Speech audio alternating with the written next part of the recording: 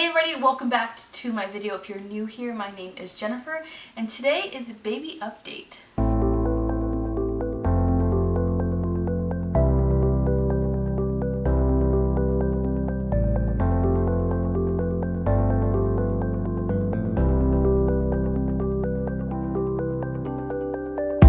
If you like these baby update videos, go ahead and give this video a thumbs up. If you are new to my channel, go ahead and hit that subscribe button down below. I'm on my 4th pregnancy. Our first pregnancy in 2012 was a miscarriage. Then a year later we had our daughter, Lily, who's now 4. We had our son 2 years after that, actually 20 months after that. He is 2.5 and his name is Maxwell, and now we are pregnant with our 4th pregnancy, and so far we're going strong. So let me update you about where we're at. I've had a couple of doctor's appointments since we have talked last, and there's been some changes in things and decisions made, so it's a perfect time to do an update. I am 22 weeks and 2 days actually as I record this video. About the time you see this video, I'll probably be almost 23 weeks pregnant.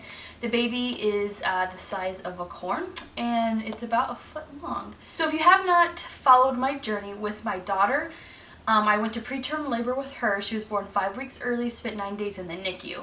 Then when I got pregnant with my son, they put me on progesterone to make sure that I didn't go into preterm labor with him. I did the pill version. Every night I did a pill version of the progesterone and it worked out fine.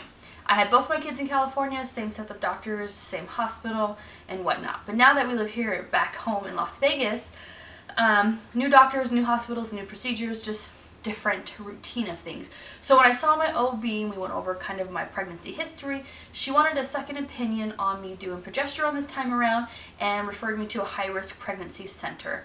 So I have seen them twice so far. So the first appointment I had with them, I was about 18 weeks along. They did a full anatomy scan, head to toe, and I was not prepared for that, so Andrew wasn't with me for the anatomy scan, and so my regular OB isn't going to do one because they did it at the high-risk pregnancy.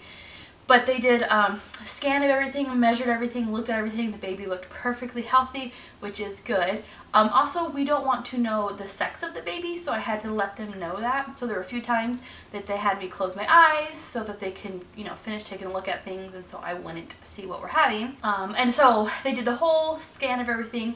Also, what they do is they measure your cervix. Apparently, if you have a shorter cervix, you're at a high risk of having preterm labor.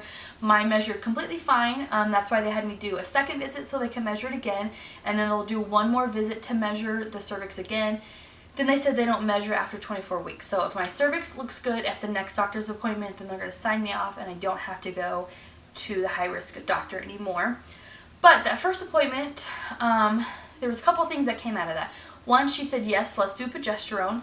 And for her, she said, usually if there's a cervix issue of why you went to preterm labor, they would have you do the pill version.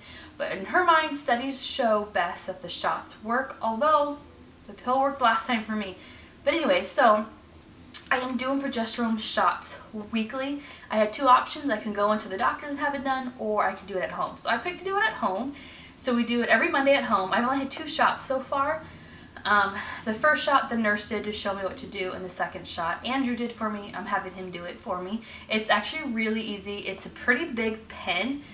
She equated it to an EpiPen. I've never seen an EpiPen, so that didn't mean anything to me, but if you know what an EpiPen is, then this might make sense to you. It is auto-inject in the back of my arm, so my husband just has to grab like a piece of my back of arm, which I have plenty to grab back there, and then kind of just push the pen onto there. It auto-injects, and there's a little window where he can see the medicine dispensing. Once all the medicine is dispensed, it will click and the needle comes out on its own, and that's it. That's all. I can't even feel it. Afterwards, it does burn a little bit, and it's a little tender in that area. I will say, the arm that the nurse did, that whole week, I broke out in these knots in my arm. It was red, it was irritating, and I thought, man, I must have had a reaction to this. But I have a friend that works as an LD nurse and works at a fertility center, and she says it's completely normal. So my husband just did this arm this week, and I can't even feel where he did it at.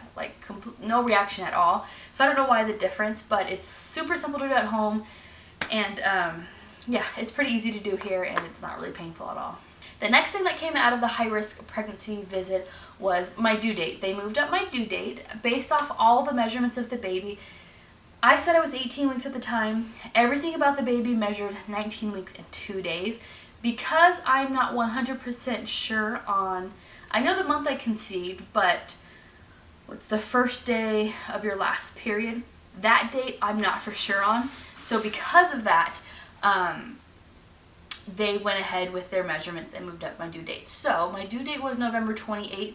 It is now moved up to November 20th, but when you have a C-section, they deliver the week before you are due. So anywhere between the 12th, 13th, 14th, 15th, yeah, anywhere that day of the week, that week is when we will have a C-section.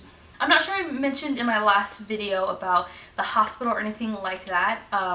There are a lot of hospitals in Las Vegas to choose from. I mean, like, I say a lot, like 10 to 15 in this town. There's a lot. But there are only 2 baby-friendly hospitals, and that is really important to me. When I delivered with my daughter, a baby-friendly hospital wasn't even a term I knew about, wasn't even anything like I thought about. But with my daughter, she was in the NICU for the first 9 days.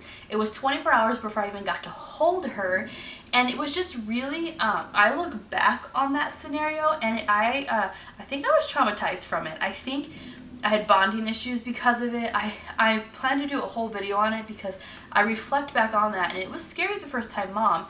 So when I had my son, like, I did not want him to leave my side at all, and he didn't. They did everything in the room. They bathed him. They did all his, like, shots. Yeah, like, he was in my room all the time, and I loved that. So I definitely wanted that to be a thing again. And my friend, who's a labor and delivery nurse, I remember talking to her about one of her shifts and talking about her taking the baby, and I was like, oh, you take the baby out of the room? And she said, yeah, we're not a baby-friendly hospital. And that's when I was like, wait a minute, I need to do some research on this. So I actually figured out what hospital I wanted to deliver at before I even picked my OB, because I wanted to pick my OB based off, do you deliver at this hospital? If not, then I'm finding a new doctor. So we did, like, nail down the hospital. It's like, you go to their website and they just have like 3 different web pages all based off of their birthing centers, the facility. They have a whole VBAC program. They have birthing coaches on hand on top of the nurses, the lactation consultants. Every room is a suite. It's just like, if I was delivering vaginally, this to me would probably be the dream hospital to do it at. But even just the aftercare just sounds really great. And I was actually looking at a newer hospital close to us that was cheaper to deliver at. And when you go to their like labor and delivery like website, it's literally like bullet points of, we have this, we have this, we have this, we have this, and that was it. But the other like hospital took so much like care and time into like describing, you know, their whole like birthing facility, that I was like, this is where I feel more comfortable at. So we picked on the hospital, picked my doctor based off the hospital. So I'm really excited about where I will be delivering. And after a C-section, you spend anywhere from 3 to 4 nights there. So I want like my own room, and I just want it to be comfortable. And so I'm really excited about that. So that is decided on. I have gained, I think 12 pounds to this point. I only gained 18 pounds with my daughter and like a little over 20 pounds with my son. I really thought I was going to gain a lot of weight in this pregnancy, but I'm just at 12 pounds right now, which is good because I came in to this pregnancy with a lot of weight. So I'm good at 12 pounds. I am feeling tired still, just tired. I'm tired. Being home all day with 2 toddlers and then pregnant is just exhausting. With my daughter, I did have an iron deficiency, and they did prescribe me iron pills. I think I may be having iron issues this pregnancy too, so I'm not sure when they test your blood again, so I'm going to ask about that when I go in and see my doctor again about that, just to make sure my iron is okay. Okay, so because we don't want to know the sex of the baby, we already have a boy and a girl. Literally, I have every baby item that I need. I have probably like 6 boxes of clothes for the first year of girl stuff with Lily, and probably another like 5 boxes of clothes for Max's first year. So I'm set on clothes. I mean, there are pieces I'm going to want to get just for this baby. New swaddle blankets, stuff like that. But I don't feel like those are things that I have to have the day that they're born. So we're keeping this one kind of a surprise for us for when we deliver. It's our last one, and I don't know, it's making it a little bit more exciting. So because of that, I found this inspiration picture on Pinterest